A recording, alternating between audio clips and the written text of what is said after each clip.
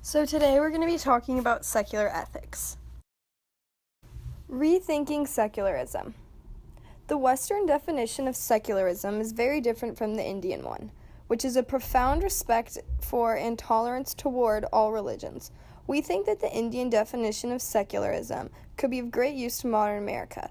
In today's world, we often ignore religions and our differences rather than celebrating them.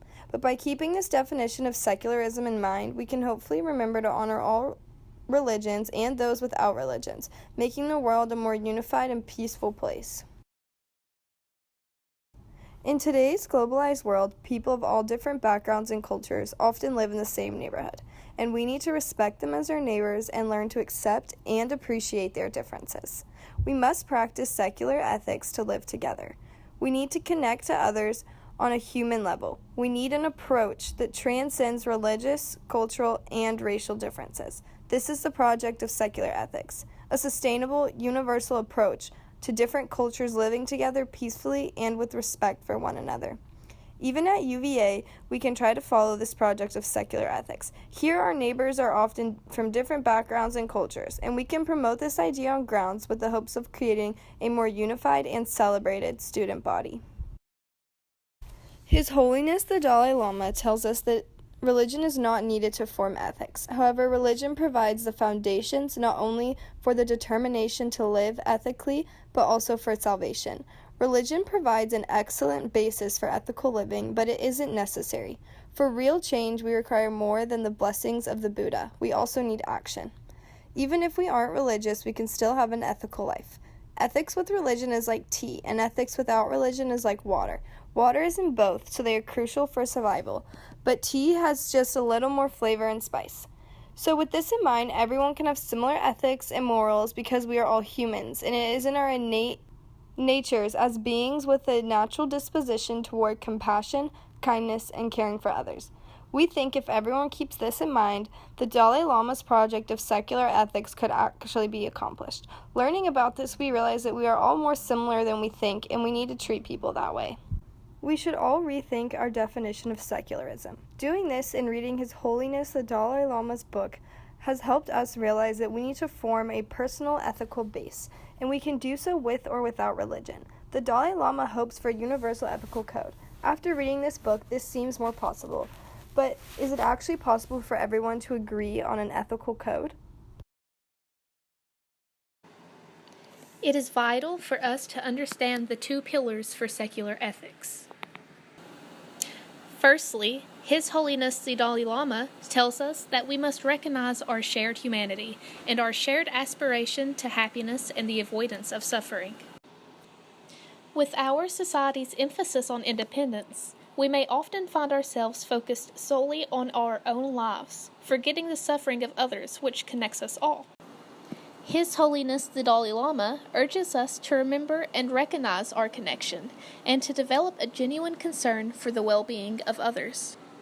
No matter the race, religion, nationality, gender, socioeconomic status, or any other category that might seek to separate us. We must also understand interdependence as a key feature of human reality. As social creatures, we depend on one another for survival throughout the course of our entire lives, just as we depended on our mothers as infants, or as we depended on our teachers as schoolchildren. When we come to realize these two pillars for secular ethics, His Holiness the Dalai Lama says we will learn to appreciate the inextricable connection between our own well-being and that of others. This will allow us the tools necessary to create a basis of ethical awareness and cultivate our shared inner values.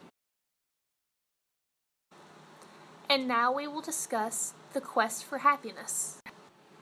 His Holiness the Dalai Lama claims that we all seek a happy life free of difficulties and troubles, so much so that those at peace enjoy tangible health benefits, and those who are ill are better off if they maintain positivity. Though we all seek happiness, our mental complexity is such that our quest for happiness is never-ending. According to His Holiness the Dalai Lama, This strive for a life unimpeded by suffering has yielded some of humanity's greatest achievements, such as the technological advancements which make living exponentially more convenient, or the concept of religion, with which we develop faith and raise our spirits, and, in turn, our levels of peace and happiness. However, His Holiness the Dalai Lama also tells us that this mental complexity derived from our quest for happiness has also fueled our most enduring difficulties and hardships. Individually, our fears and anxieties stem from our intricate imaginations. Collectively, our society's conflicts and injustices are also maintained through complex human activity. To send you off with, we have a couple reminders in shaping your own code of ethics. The first step is to cultivate compassion. As the Dalai Lama says in his book, Beyond Religion, the essence of compassion is a desire to alleviate the suffering of others and to promote their well-being. To be truly compassionate, we must not just share experiences with others, but also wish to see them relieved of their own suffering.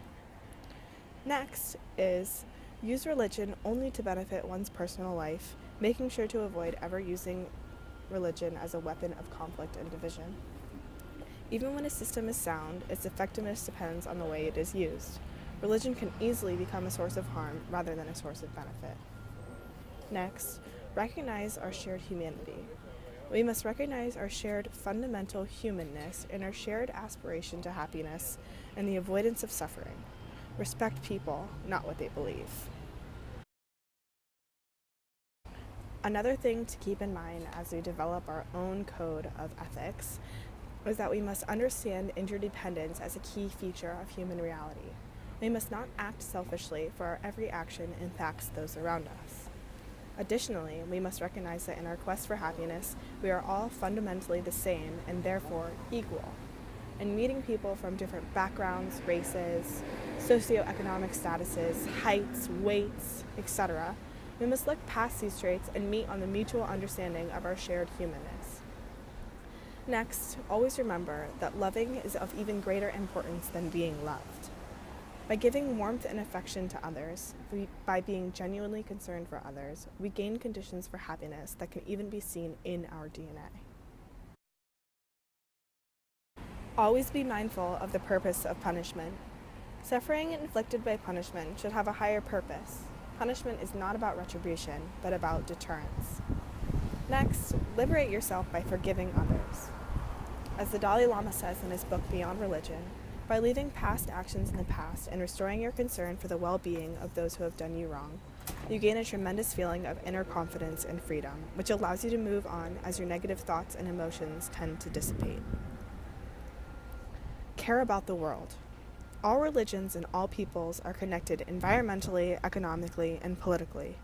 War, oppression, or civil strife in one area inevitably affects people in other parts of the world. Last, but most certainly not least, lead by example. Inspire those around you by embodying what you believe in. Always remember that we are all sentient beings and share the quest for happiness by seeking to avoid suffering, being drawn to experiences that invoke joy and pleasure within us. No one wishes for difficulties or struggles. Remember this always when communicating and interacting with the world around you.